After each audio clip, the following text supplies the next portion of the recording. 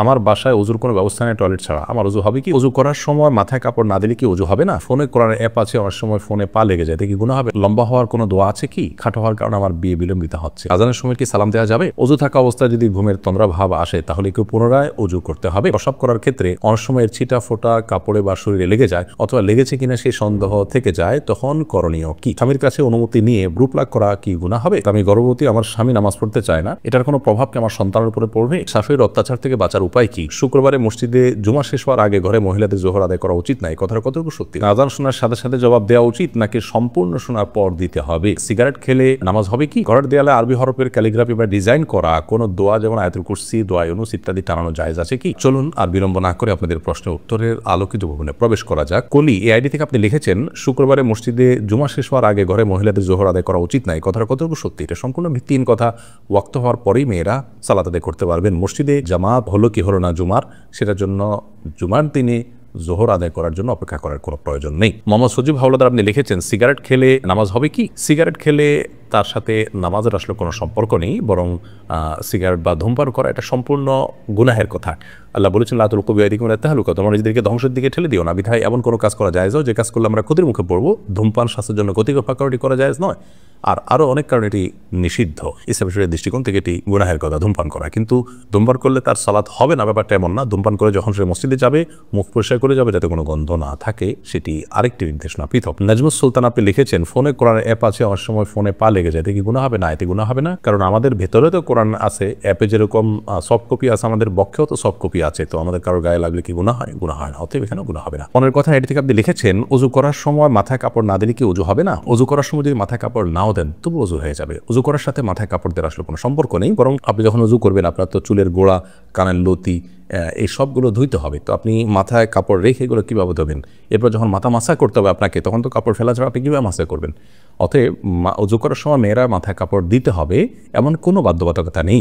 যারা এমনটি বলে থাকেন সেটা নিছকই তাদের ভুল ধারণা, বরং মাথায় কাপড় ফেলেও তিনি ওযু করতে পারেন, আর মাথায় কাপড় রেখেও ওযু করতে পারেন। তবে মাসা করার সময় হয় কাপড়ের ভিতর দিয়ে মাসা করবেন, আর নাহলে কাপড় সরিয়ে মাসা করবেন।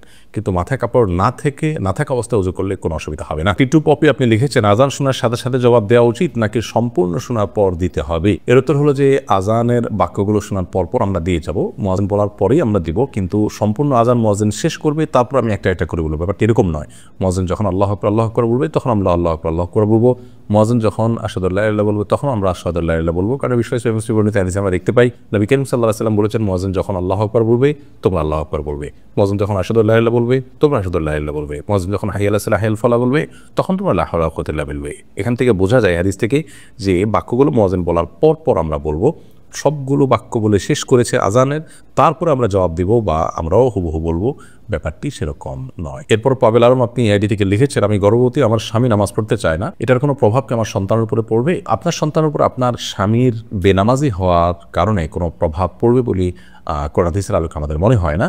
কারণ হলো আল্লাহ রাব্বুল আলামিন একজনের দায়ে এর বোঝা, একজনের পাপের বোঝা অন্যজনের উপর চাপান না। তবে অবশ্যই মা বাবার দিনদারি, তাদের তাকওয়া, বিশেষ করে মায়ের ব্যক্তিগত তাকওয়া চর্চা সন্তান গর্ভে থাকাকালের সময় এটার ইতিবাচক প্রভাব সন্তানের উপর পড়ে। কিন্তু তাই বলে জন্মদাতা বাপ তিনি খারাপ কাজ করলেও তার প্রভাব গিয়ে সন্তানের উপর পড়বে এমন নয়। তবে তাকেও যদি সুপথে আনা যায় এবং সালাতের অভ্যস্ত করা যায়, সন্দেহাতীতভাবে একটি তাকওয়ার পরিবেশে আল্লাহর কাছে দোয়া করবেন, তিনি ভালো কিছু চাইবেন, আল্লাহ নেক বান্দা হবেন, সেই হিসেবে আল্লাহ তাআলা তাদের জন্য ভালো কিছু দিবেন, সে আশা করা যায়, সেটি আরেকটি বিষয়। কিন্তু বাবার বেনামাজি হওয়ার কারণে সন্তানের মধ্যে তার প্রভাব পড়বে, সন্তানও বেনামাজি হবে, এমনটি আবশ্যক নয়। কত খারাপ মানুষের ঘরে আল্লাহ তাআলা কত নেক মানুষ দিয়েছে। বাশির আক্তার আপনি লিখেছেন, শাশুড়ির অত্যাচার থেকে বাঁচার উপায় কি? শাশুড়ির অত্যাচার থেকে বাঁচার জন্য আপনাকে বৈধ সকল কৌশল অবলম্বন করতে হবে। সেই কৌশলগুলো অবলম্বন করতে গিয়ে যেন কোনো গুনাহের আশ্রয় না নেন, আপনি হারামের আশ্রয় না নেন, সেদিকটি খেয়াল করতে হবে।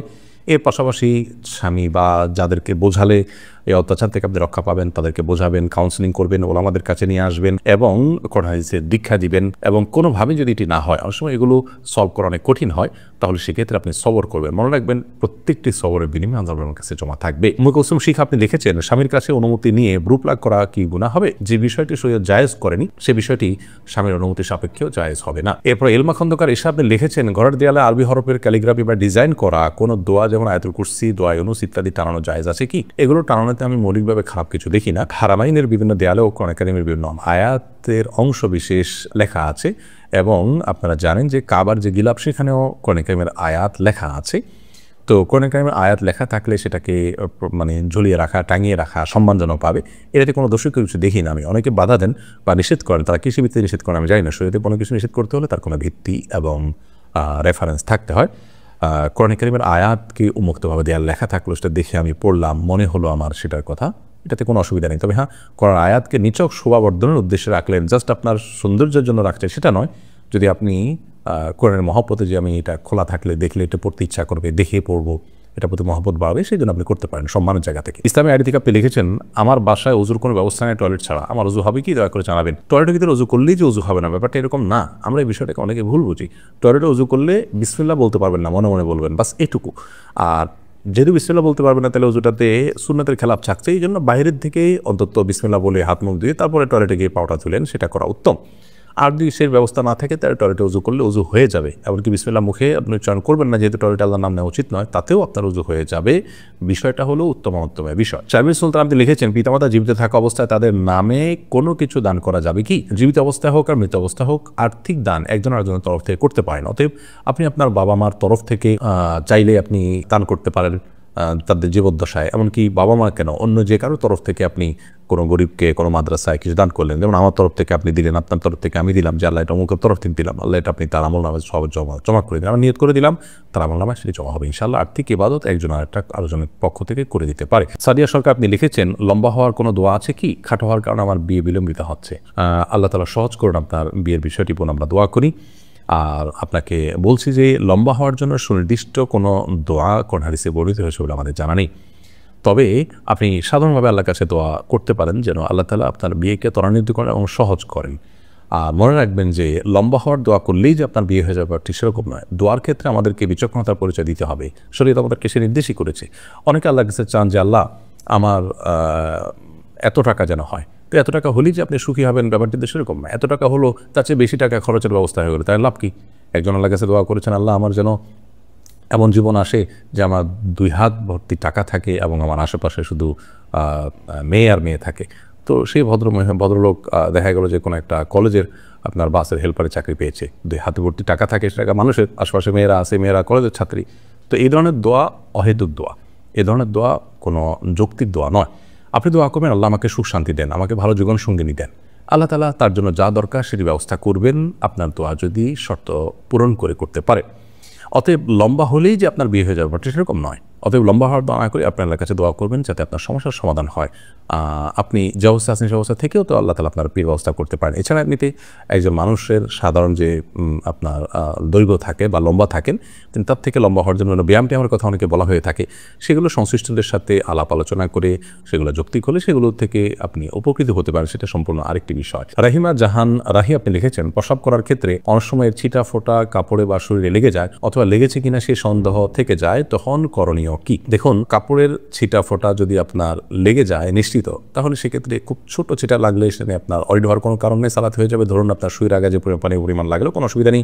আর যদি অনেক বেশি লাগে, বড় ফোঁটা লাগে বা অনেক ফোঁটা পড়ে, তাহলে সেক্ষেত্রে যে জায়গা পড়ছে সেই জায়গাটা ধুয়ে ফেলবেন। আর যদি আপনার নিচের সন্দেহ হয়, যে আপনি নিশ্চিত না হন যে আদৌ লেগেছে কি লাগেনি, তাহলে সেক্ষেত্রে এই সন্দেহের ভিত্তিতে অরিড হওয়ার কোনো কারণ নেই, নিশ্চিত না হলে সেটা আপনার নাপাক হিসাবে ধরা হবে না। অজু থাকা অবস্থায় যদি ঘুমের তন্দ্রা ভাব আসে, তাহলে কেউ পুনরায় অজু করতে হবে। অজু থাকা অবস্থায় যদি ঘুমের তন্দ্রা ভাব আসে আর আপনি কোনো কিছুর সাথে হেলান দেওয়া অবস্থায় না থাকেন কিংবা চিত হয়ে শুয়ে না থাকেন, তাহলে সেক্ষেত্রে আপনার অজু ভাঙবে না। বসে বসে যদি আপনি ঝিমান এবং সেই ঝিমুনির ফলে যদি আপনি এদিক সেদিকে হালকা ঢলেও যান, তাতেও আপনার অজু ভঙ্গ হবে না। তবে হ্যাঁ, ঝুমোতে যদি আপনি পড়ে যান তাহলে অজু ভঙ্গ হয়ে যাবে, অথবা হেলান দিয়ে যদি ঝিমিয়ে পড়েন তাহলে অজু ভঙ্গ হয়ে যাবে।